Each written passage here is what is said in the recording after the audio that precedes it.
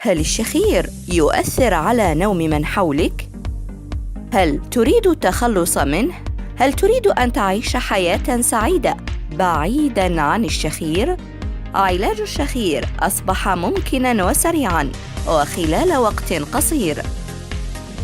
يتم فحص وتشخيص الأسباب التي تؤدي إلى الشخير.